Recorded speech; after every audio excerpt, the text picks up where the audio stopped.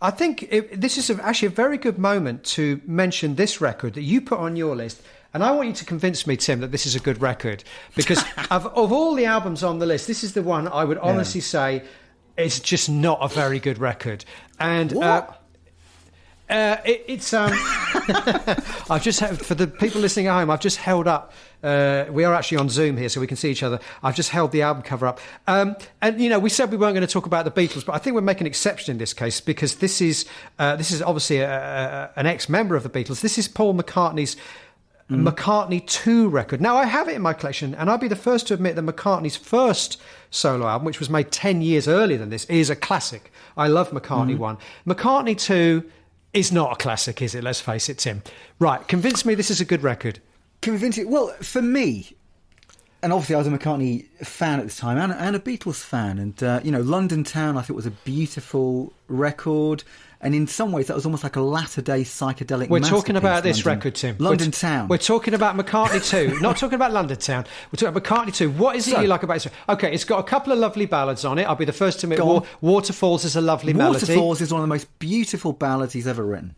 I thought it was return. I mean, in some ways, I think it's his kind of DIY album. That it is a DIY album. Back to the Egg was not the best Wings album, and you kind of felt that the Wings experiment had maybe met its end on that. For me, what's interesting about Wings is that Band on the Run, London Town are two of the most focused. No, stop talking about other albums. Talk about McCartney too. You're deflecting. Back to the Egg was quite an excessive statement, and I think with McCartney II, he was going back to the beginnings of his career. It was him with some instruments knocking off songs. Yeah, I can see that. And I think that it then has. I like the idea of it. Now, what I'm going to do is I'm going to have to look on Wikipedia here, just to refresh my knowledge. Okay.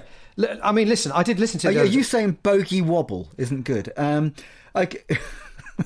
Temporary secretary is like Square Pusher 15 years earlier. No, it's like your dad. Temporary secretary is like your dad trying to be Kraftwerk. Dark Room is 9 Inch Nails in their infancy. Great track. No, it isn't.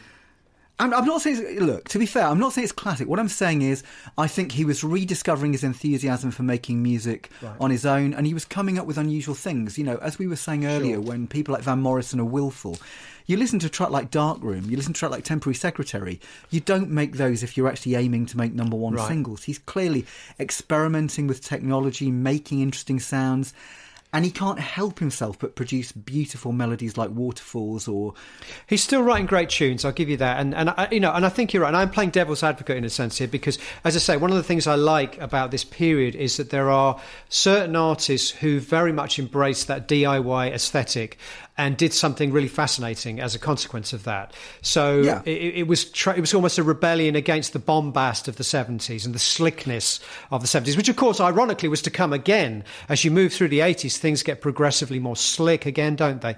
But there seems to be a period in the immediate aftermath of punk rock and new wave music when even artists like Paul McCartney would have been considered an old fart at the time. I mean, he'd been making records for almost 20 years by that time, although that's a blink of an eye in these days. But at the time, he would have been seen as part of the old guard, and even he, and along with people like Gabriel and Hamill, are going back to the drawing board in a sense, and thinking about what they should be doing with their gift, with their musical gift.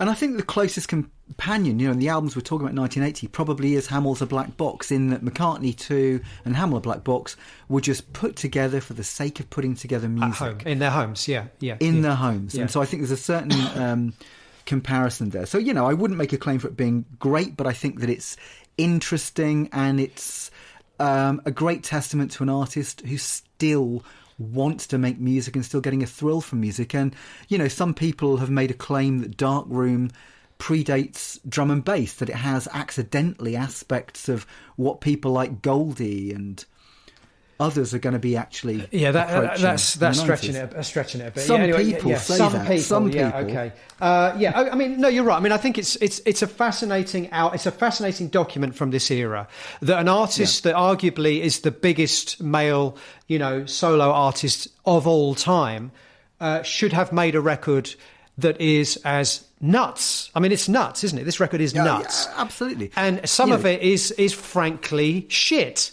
but some of it is also not. And I think, but that, I think there's a sense that, it's more fascinating to go back and listen to an album like this than something that's much more corporate and sort of finely tuned and finely chiseled, made in big studios with very much mainstream market in mind. Those records sometimes are less interesting, even if they're perhaps arguably musically superior. They're less interesting than these kind of noble failures. Absolutely. Yeah. So let's move on.